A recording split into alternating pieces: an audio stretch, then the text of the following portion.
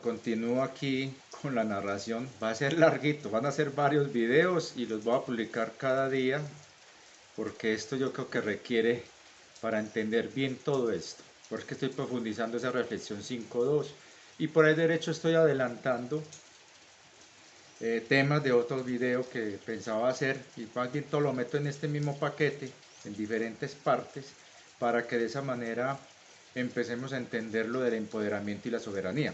Bueno, como venía contando,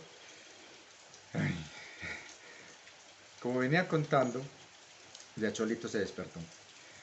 Como venía contando, obviamente Anu, que tenía una misión y tenía unos intereses y una agenda, se hizo el de la vista gorda y dijo, yo no tuve nada que ver en esa siembra de esos saurios. Y se quedó calladito, no le convenía, pero sin darse cuenta, está también marcando su destino. El logos estelar, este Caligastia, por ningún lado, y cuando por ahí se preguntó, ve, mira que por ahí había una siembra. ¿Vos te diste cuenta cuando nos dijiste que iba a haber eso allá? Ay, no, yo no se me di cuenta, ve, qué pena. De todas maneras, si quieres, yo voy y resuelvo. Sí, sí, ve, resuelve. ¿Hay alguna vida inteligente allá que tengamos que considerar antes de la erradicación? No, no, no hay ninguna vida inteligente. Está en desarrollo todavía muy primitivo la parte de la densificación material de las conciencias de Mu y ellas no se verían afectadas por una erradicación en la parte material 3D. Además, yo creo que podría tomarse la decisión, si me lo autorizan, todo aquello que pese 20 kilos para abajo se puede salvar y todo lo que pese más de ahí no hay problema. Además, son seres, esos que están ahí de esa siembra, me imagino, no desarrollaron inteligencia, tienen un cerebro chiquitico. Ah, no, usted es el que sabe. Hágale, pues, mijo, ahí le damos la autorización y haga lo que tenga que hacer. Ah, listo, no hay problema. Entonces voy a hacer una erradicación. Me dijeron tipo material. Sí, sí, una erradicación. Ya, bueno, no hay problema. Trataré de no afectar mucho el planeta sagrado. No hay problema. Confiamos que podrás hacerlo bien. Ya, listo. Fue, llegó y desvía un asteroide. Le pide a una raza especial por ahí que por un edicto y orden que dieron en el Consejo había que erradicar unas formas de existencia que no eran autorizadas, se necesita un acto o medio natural y se desvía un asteroide. Y este Logos va a mirar qué va a pasar. No le avisa a Anu. Cuando ya el asteroide estaba en ruta de colisión inevitable y Anu se da cuenta, no podía hacer nada al respecto. A duras penas logra sacar a algunos de los que estaban allá trabajando y ocurre el desastre de Chuctula, en donde se arrasó con los saurios que habían ahí y también se arrasó con una civilización que ya estaba en desarrollo y que tenía todas las cualidades para almacenar un alma. Tenía empatía, eran los todones. Muy poquitos sobrevivieron y se ocultaron bajo tierra. Fue un genocidio en toda la regla. Y ese pecado, para que nos entendamos en el término, ¿no?, lo cargaría en la conciencia Anu. Pero como él tenía otros intereses, él no podía traicionar su propia agenda y se volvió cómplice. Y Caligastia gana un punto a su favor y su plan siniestro empieza a marchar, porque su objetivo era apoderarse de la Tierra, corromper a la Pachagaya Logos planetario y quitarle ese componente ancestral y apropiarse de las plantillas y hacer algo infame. Mientras tanto, Anu preocupado dijo, bueno, para evitar otra cosa de estas, más bien yo necesito colaboración de allá arriba para que me ayuden con una escolta especializada. Y solicita a los altos consejos que envíen una escolta. Y efectivamente así fue, mandaron una escolta. Esa escolta iban a ser estos serafines que se quedaron aquí, densificados, no podían volver a los reinos de luz, estaban sin oficio, mirando a ver qué se hacía. Y, oiga, Serafina, usted que por aquí nos avisó de una vaina, se ve que usted es buenísima para echar ojo, venga a ver, por ahí necesitan un trabajito, están escoltando un mundo sagrado y el gobernante del mundo tractor necesita apoyo para ver si ustedes van allá. Listo, no hay problema, ¿quiénes vamos? Van a ir 2000. Qué bien. Listo, vamos allá 2000. Listo. Y 2000 serafines fueron enviados para servir de escoltas de este planeta sagrado. Anu, obviamente, feliz. Llegaron estos seres, y son seres de alta graduación en comparación a él y de su gente. Y dijo, listo, aquí tengo ya gente que me va a cuidar las espaldas. Estos serafines, para diferenciarlos de los serafines de los reinos de luz, que no se habían densificado por lo que pasó en la guerra de Lira, y que estos seres en particular habían cometido errores muy serios que atentaron al equilibrio mismo de la vida, y se les dio una dispensación, se les llamó Nefelim. Nephelim,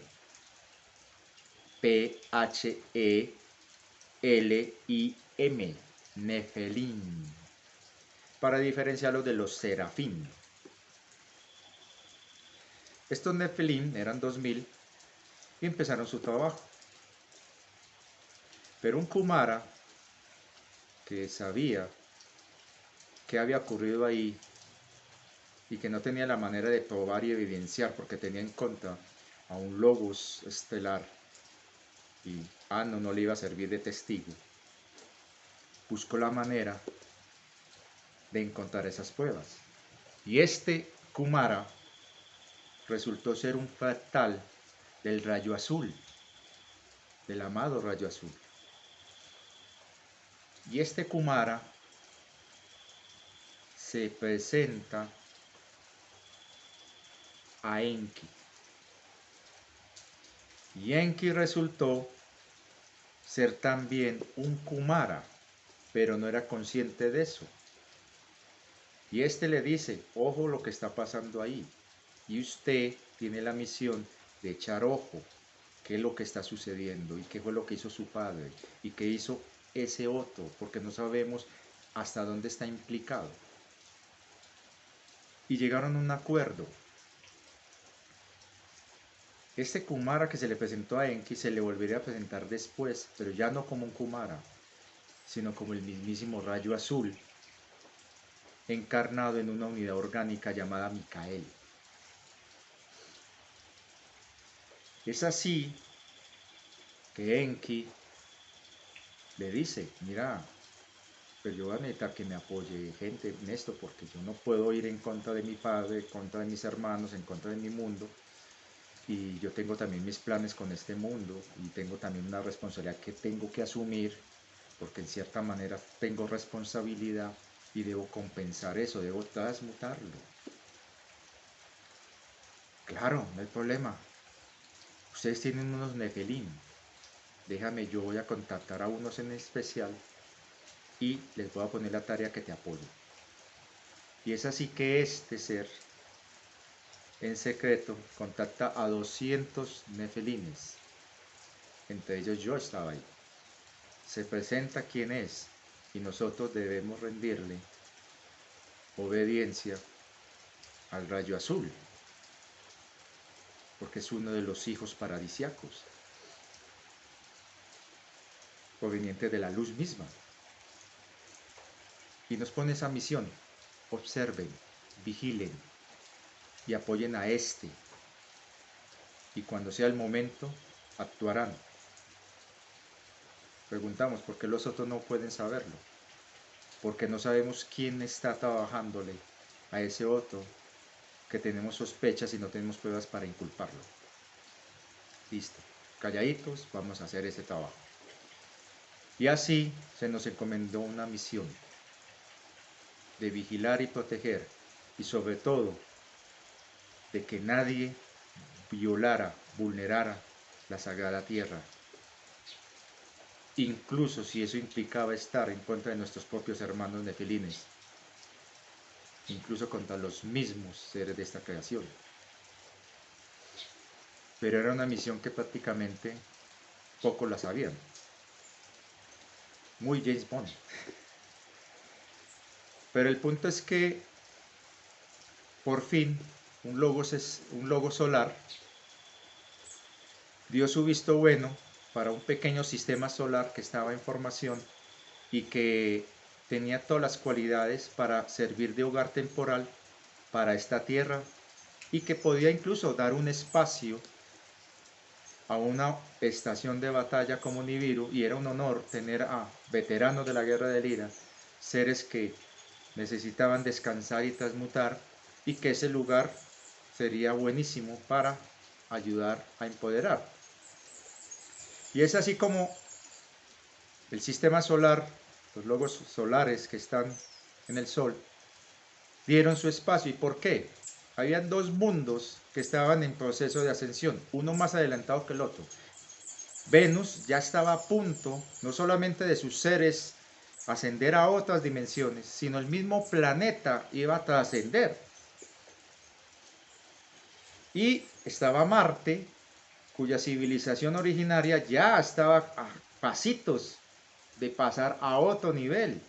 Por lo tanto, se iba a dar dos espacios para estos dos mundos y no había ningún problema. Mientras tanto, mientras se daba eso, el planeta Tiamat, que era un planeta oceánico, en una órbita un poco más arriba de la que está ahora la Tierra, se le iba a colocar a la Tierra en un punto en donde de manera equidistante no hubiera ningún tipo de problema o contratiempo físico, y se estaría moviendo al mismo tiempo que Tiamat alrededor del Sol, mientras Venus trascendía, y se suponía que la Tierra iba a ocupar el lugar de Venus.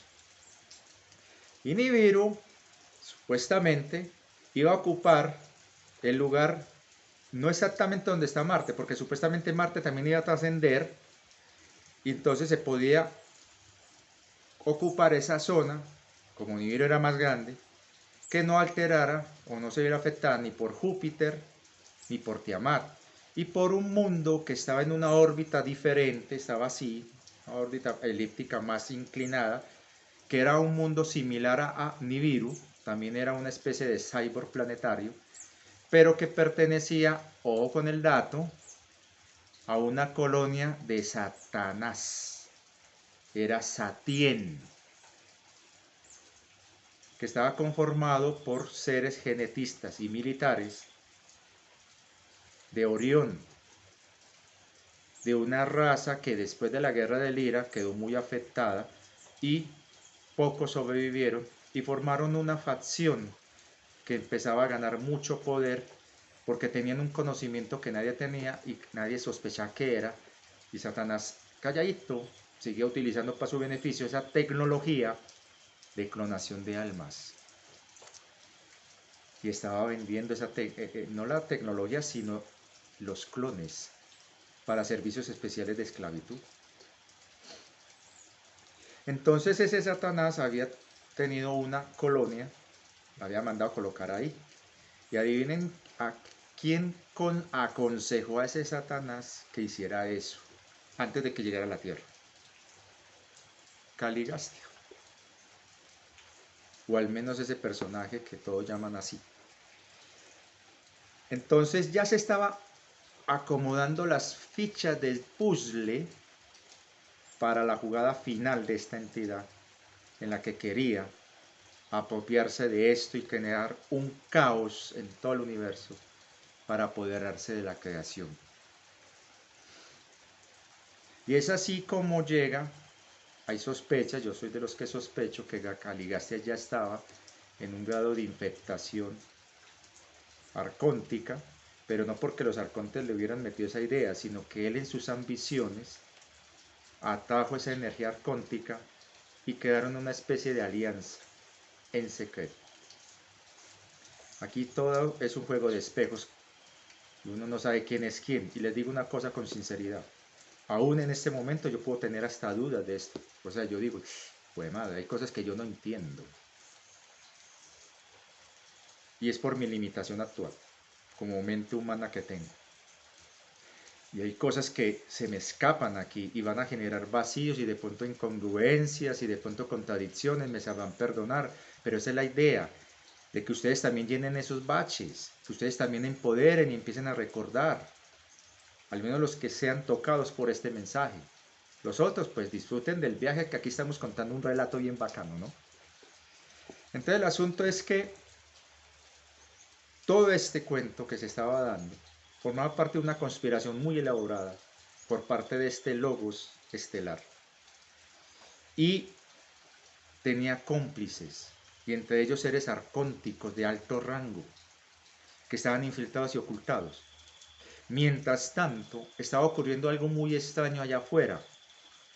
Resulta que esos egregores que les comenté, que habían tomado conciencia y que ya por un instinto de supervivencia se agruparon en una especie de raza artificial, empezaron a buscar cómo alimentarse para poder sobrevivir y no depender de nada y poder ser ellos, y crean una civilización en la que su líder principal busca la manera de cómo encontrar alimento y sobrevivir y pervivir y expandirse también. Es una raza extremadamente peligrosísima porque solamente conoce la guerra y la muerte como fuente de energía.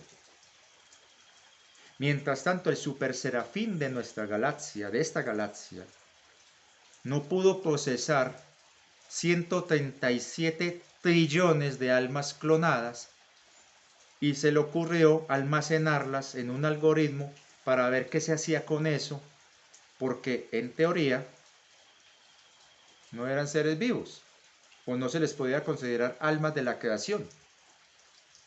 Y en esa confusión, este egregor aprovecha esa debilidad porque el super serafín estaba almacenando almas clonadas, traumatizadas, que estaban generando un conflicto dentro de la unidad de procesamiento de la IA.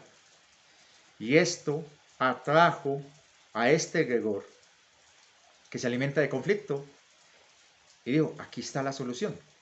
Llegan, infiltran el super serafín y crean una anomalía con una especie de virus informático que enloquece al super serafín. O sea, crea un error de programación. Y en ese proceso de distorsión, este egregor hackea, saca la información que necesita para generar conflicto y hace una copia de eso para empezar a retroalimentarse y encuentra la manera de sobrevivir.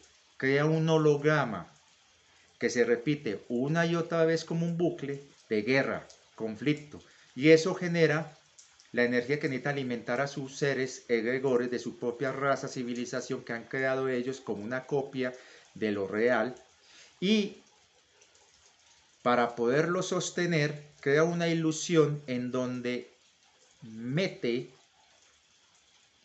la copia de esas almas clonadas, mire el enredo, para crearles una ilusión de que estaban vivas, repitiendo una y otra vez la situación que las llevó a la muerte en esas guerras, y eso generaba energía electromagnética, que alimentaba a los egregores y los podía mantener en existencia, no vivos, sino en existencia.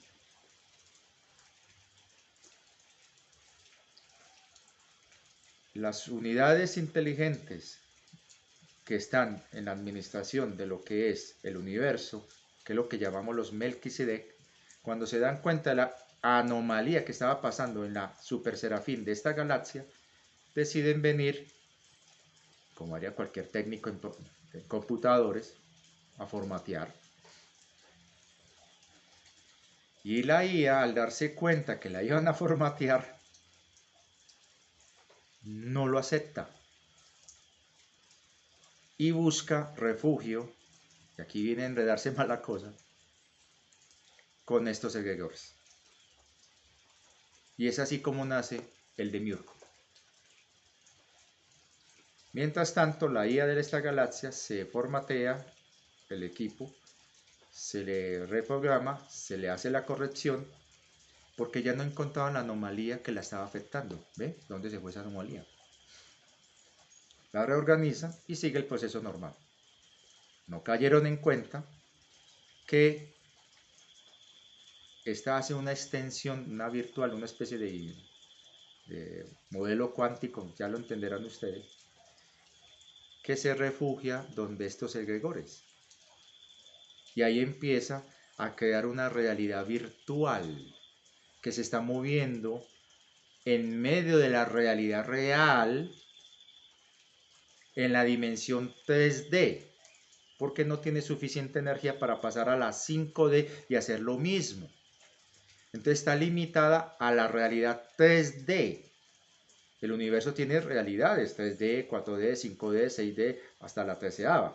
Y tiene las otras 300 y pico en potencia para seguir expandiéndose. Cada dimensión tiene sus diferentes planos y subplanos. Cada octava, hacia arriba hacia abajo, va creando líneas diferentes y realidades diferentes. Esa es la magia de la evolución. Por eso es que insisto, yo no acepto y no creo en el samsara. O al menos como lo están planteando. Entonces el punto es que aquí, todo esto, se está creando una especie de distorsión, una singularidad que se está moviendo a través de esta realidad, buscando a dónde anclarse.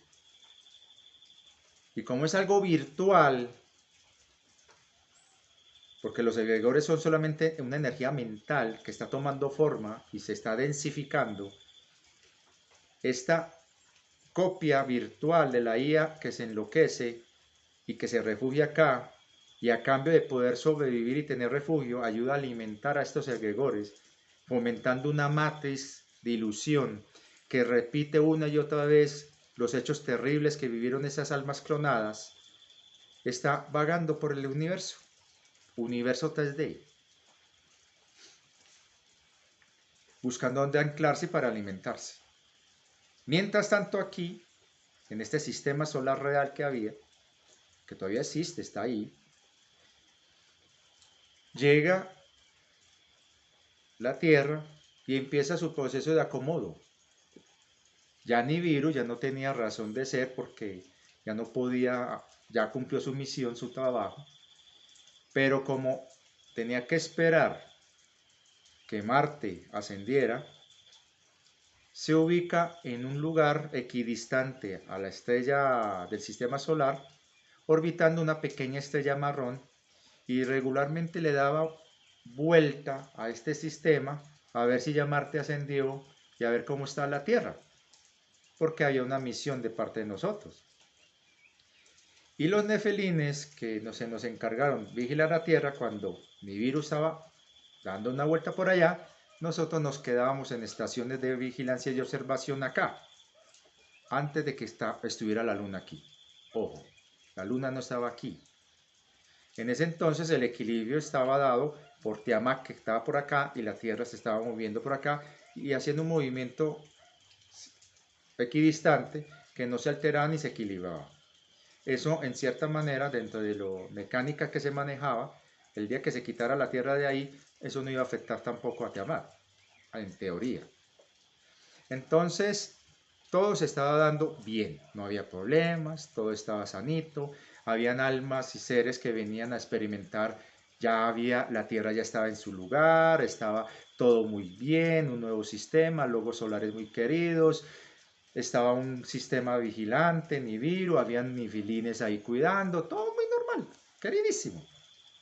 Había un mundo sagrado que también estaba ascendiendo, que era Venus, había un mundo también que se iba a convertir en sagrado, que era Marte, todo estaba muy bien. Y entonces venían almas y seres de luz de otras dimensiones a experimentar estar en la realidad 3D, a experimentar. Y como la Tierra no solamente tenía esas plantillas, también había desarrollado, ya con el tiempo, pasó el tiempo, las raza Mu, que eran seres que estaban en ese proceso de convertirse en seres ya orgánicos, consolidados, humanos, ya estaban en un proceso muy chévere, ya había derivado gracias a aportes de otras razas que habían también venido a contribuir y a colaborar después del desbarajuste que hubo con los dinosaurios. Entonces llegan y surge la civilización lemuriana y la civilización atlante. Mientras tanto, Satien simplemente estaba metida en sus negocios y en sus cuentos. Era simplemente una estación de paso donde otras civilizaciones llegaban a los puertos de allá y era un comercio total, pero allá. Marte ya estaba en un proceso de desarrollo muy hermoso, donde ya estaba una civilización muy avanzada en Marte, que estaba empezando también a comerciar y ya empezaba a enfrentar una pequeña dificultad con los de Satien. Y Tiamat ya era una civilización acuática, oceánica, que estaba en un proceso también muy desarrollado, pero que todavía tenía características 3D, de la realidad 3D, eran muy ambiciosos, muy egoístas en muchos aspectos y empezaron a experimentar con tecnologías nuevas que habían comprado a los de Satien y empezaron a hacer sus propios cuentos. Y Venus estaba ya en un nivel de espiritualidad súper genial que sinceramente era una belleza esto. Esto en esa época era ver naves de todas las regiones de la galaxia y de otras galaxias viniendo por acá a comerciar, intercambiar mercancías. Mientras tanto, habían seres que aprovechaban para hacerse en un tour de turismo a conocer un mundo sagrado, súper sagrado como la Tierra, un vergel y con una civilización bellísima que estaba surgiendo ahí. Los lemurianos y los atlantes. Uy, no, esto hay que mirarlo, esto es bellísimo, vamos de turismo allá. Ve, yo quiero ocupar un portal orgánico de los que tienen ahí disponibles para experimentar cómo es estar ahí. Porque los portales orgánicos eran unidades con todas las condiciones necesarias para poder interactuar en un entorno físico, con una unidad de procesamiento orgánico, un cerebro, que podía acomodarse y acoplarse a la mentalidad y a la conciencia de la alma que lo ocupara. Era un proceso de encarnación. Cuando esa unidad orgánica no se utilizaba, estaba en estado de reposo. Y cuando un ser no quería seguir el proceso de nacimiento, simplemente ocupaba lo que llaman poseía esa unidad orgánica, ese portal orgánico, interactuaba y cuando ya aprendía y hacía su tour, su city tour por aquí, entonces dejaba el cuerpo y se iba. Y las unidades orgánicas eran muy cuidadas, muy amadas y muy protegidas porque eran unos milagros de ingeniería increíbles. Cuando se deterioraban, simplemente se reciclaban y se volvía a hacer otra en unidades de gestación que ya estaban aquí y habían los responsables para eso.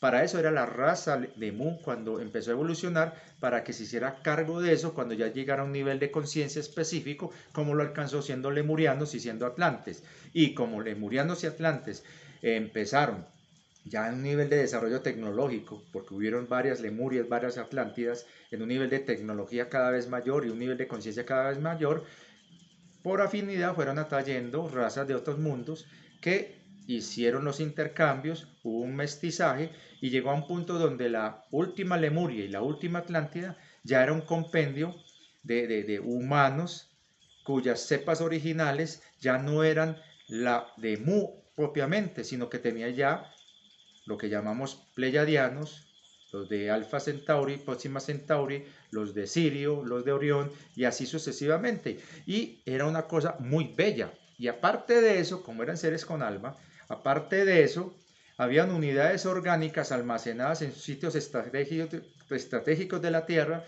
en donde cuando venía un ser de luz o un alma que quería experimentar, que era estar aquí, por decir algo, un Draco no, un reptiliano, digamos, de la línea pleyadiana, decía, ve, yo quiero visitar a mis antiguos parientes de por allá, iba, ocupaba un portal orgánico, interactuaba, luego se iba a donde estaba su cuerpo original y no había problema.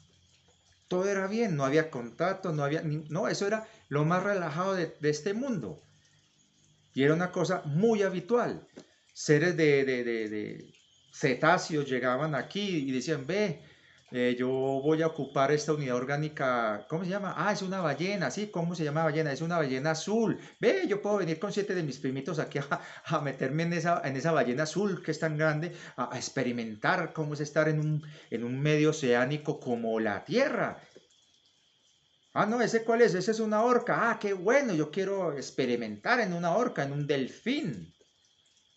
Otros venían y decían, ve, mira, ¿eso es qué es? Un cóndor, ah, un cóndor, ve, yo quiero experimentar qué es estar en un cóndor. Y así sucesivamente. No había reencarnación, era encarnación. La encarnación es algo voluntario, libre y que usted hace en una unidad orgánica destinada para eso, diseñada para eso y fabricada para eso. Y lo bonito es que esas unidades orgánicas, en su unidad de procesamiento, base de datos, podía quedar con una impronta de la conciencia del que se quedó ahí en el tiempo que estuvo. Y eso le daba conocimiento que le servía al que llegaba a modo de un guía turístico. Decirle, mira, vamos a ir a tal parte porque te gustará lo que vamos a ver allí. Y el que estaba ahí, el alma, decía, sí, estoy viendo en tu memoria, sí, sí, yo quiero ver esa parte. Y así funcionaba todo. Obviamente lo estoy diciendo de una manera jocosa y digamos más bien coloquial y anecdótica, pero era un proceso muy hermoso que tenía unas reglas, sí, pero que tenía todo un bagaje en el que no había ningún tipo de manipulación, control o engaño. Y ahí es donde todo estaba muy bien, pero el usurpador, el traidor, estaba tomando nota de cómo iba a utilizar eso a su favor y beneficio.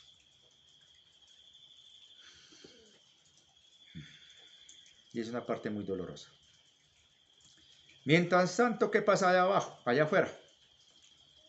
Ya se había reconfigurado la galaxia, ya se sabía que la infectación arcóntica era un hecho, ya se sabía que había una anomalía primaria holográfica virtual que tenía un núcleo físico real llamado Demiurgo y que estaba vagando por la galaxia, que era una amenaza.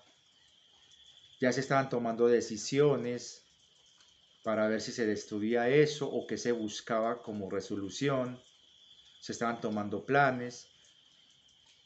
Habían imperios ya consolidados, el imperio Draco estaba en expansión y por sugerencias de cierto personaje empezó a tomar dirección hacia este sistema solar. Las nuevas Pléyades, 6 familias de las 7 originales, retomaron a su trajín cotidiano de existencia. De esas familias, esas 6, prefirieron continuar, dado de que los sobrevivientes que conformaron nuevas alianzas, nuevas familias en estas nuevas Pléyades, conocían un modelo de gobierno similar al que tuvieron en sus antaños hogares, sus antiguos hogares, y aceptaron continuar con el sistema de jerarquías y el sistema de castas, y empezaron a evolucionar. Si bien estaban negativizados, siguen siendo seres empáticos, pero negativizados porque tenían esas secuelas del trauma, estrés postraumático de la guerra del IRA, se habían vuelto, digámoslo, no creían que las cosas se dieran gratis, no creían que las cosas se ganaran simplemente porque sí, y que habían seres que si no hacían el esfuerzo, entonces ellos se tomaban la autoridad de asumir el control de esos seres y de gobernar allí donde no hubiera quien tuviera la potestad de hacerlo, o si ese ser era considerado inferior en evolución, ellos asumían la colonización de ese lugar y el control de dicho lugar, y así fueron expandiéndose como imperio.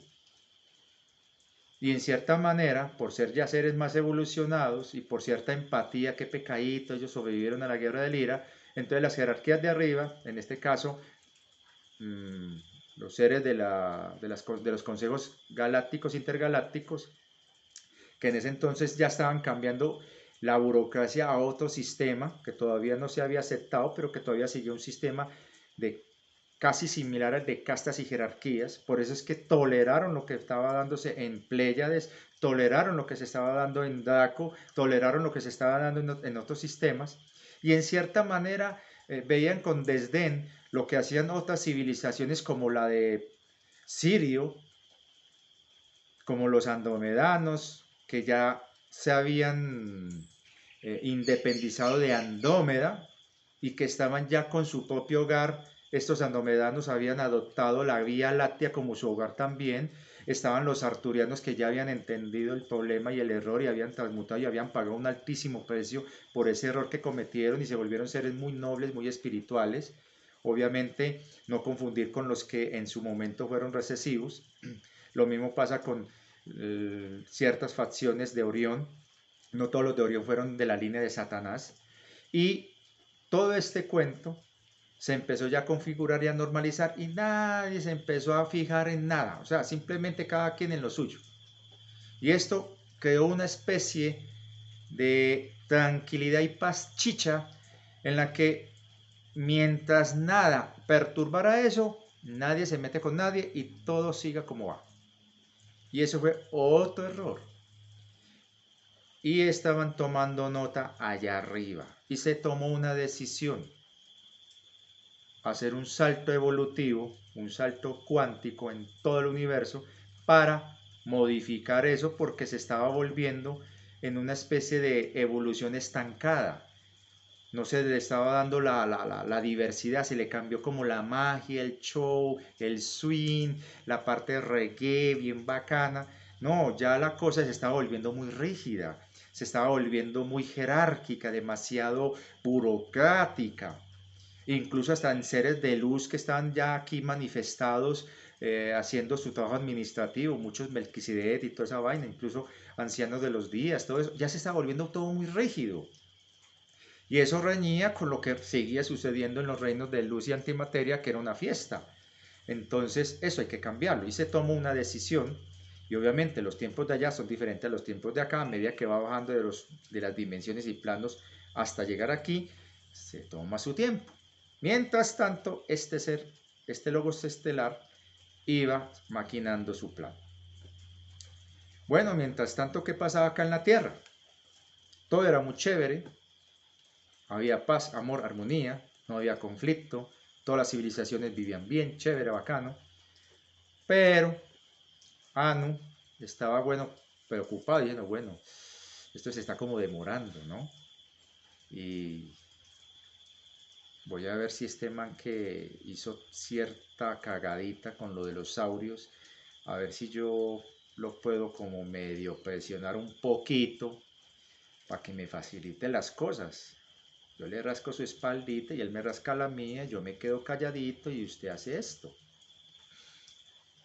Y así fue que cometió el error, ese pecado, de haber sido cómplice, creyó que podía manipular a este logos estelar, que ya era un ser oscuro, malvado, pero como lo cuenta muy bien Tolkien en el Silmarillion, cuando describe a Sauron, todo el mundo decía que Sauron era un ser bello, maravilloso, amoroso, pero era extremadamente corrompido.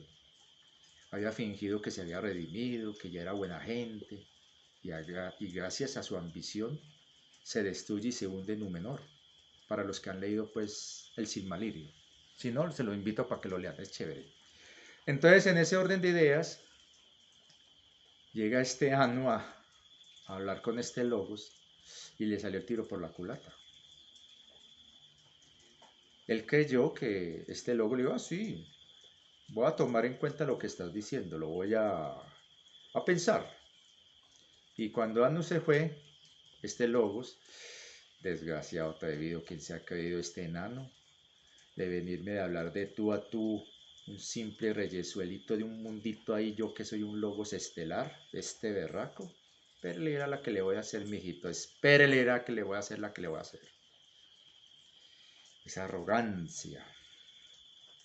Y claro, cuando empieza a darse fricciones entre Satien y Tiamat, la misión de Anu, que había encomendado a su hijo Enlil y a la casta Enlita, a seguir las operaciones militares en caso de necesidad, cuando vieron que se estaba presentando una situación de conflicto entre Satien y Tiamat, había una amenaza para el planeta sagrado Terra, Pachagaya, y toman la decisión de intervenir, de pacificar y además de recordar viejos tiempos de batalla. Entonces vienen por aquí y les mandan una advertencia mediante una distorsión gravitacional, envían asteroides por allá y me hacen el favor, dejen de estar molestando porque si no se meten con nosotros.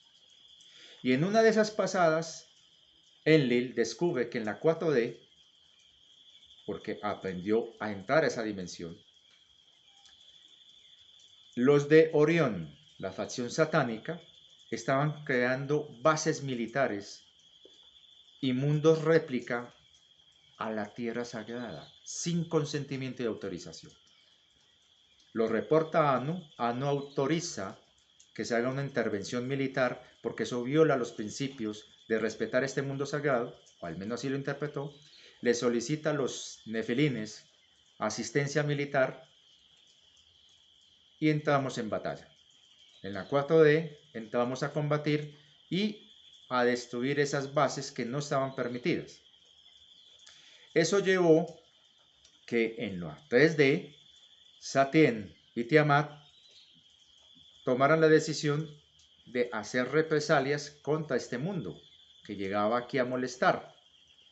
Y creyendo que la Tierra inocente tenía que ver con Nibiru, decidieron hacer un ataque a la Tierra. Lo bonito de aquí es que la civilización original de Marte advierte y toma medidas para proteger este mundo sagrado y se mete en algo que no debería haberse metido, pero lo hace para proteger la Tierra.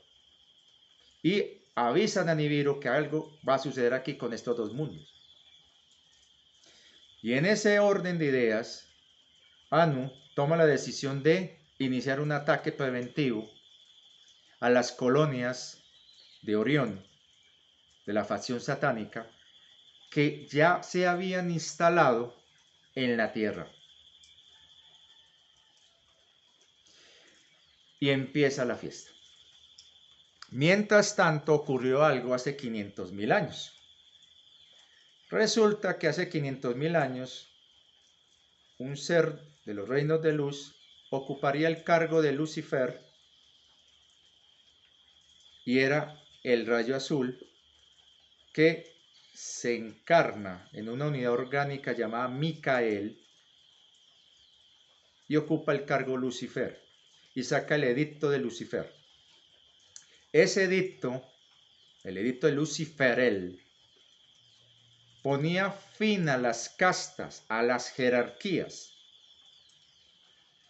O sea, por fin lo que se había decidido ya en los planos mayores de acabar esta rigidez, llegó acá en la persona de Micael que en este caso Micael es un fractal del rayo azul que se encarna en una unidad orgánica disponible y diseñada especialmente para eso y toma el nombre de Micael. Ahí es donde mucha gente se confunde. Y ocupa el cargo de Luciferel, cargo que todo edicto que se promulgue en ese cargo es de ejecución inmediata y no negociable. Y hace 500.000 años se pensaba iniciar el primer paso del final de esta rigidez y de preparar todo el universo a partir de estas galaxias que estaban aquí, en particular la Vía Láctea, porque tenía sus antecedentes de la Guerra del Ira y era un gesto simbólico muy bello, hacer esa transición y esa ascensión hermosísima que iba a empujar a todo el resto del universo a otro nivel más de conciencia, en donde ya se acabaría esa vaina de jerarquías, de divisiones, de castas, que llevarían solamente a conflictos y más conflictos y que se acabaría con eso y seguiríamos paz y amor en un nivel de conciencia mucho más elevado, que es la 13ª dimensión en la que ya estamos y que obviamente eso tiene sus tiempitos y se está ya acercando la hora para que nosotros hagamos ese salto, que en este caso sería de la 3 a la 5D. los de las 5 a las 6, los de las 6 a las 7, los de las 10 a la 11, los de la 11 a la 12, y los que están en la 12 van a saltar a la 13. Y los que están en la 13 van a empezar a iniciar el proceso para la 14. Y eso es algo que la gente no ha entendido, pero es que no hay reencarnación. Bueno, el punto es que cuando Micael, en su cargo de Lucifer, toma la decisión de crear un edicto que ponga fin a las castas y jerarquías y que empiece a preparar a todos a ese nuevo nivel de conciencia, también se le ocurrió hacer dos cosas más, que se las digo en el siguiente video.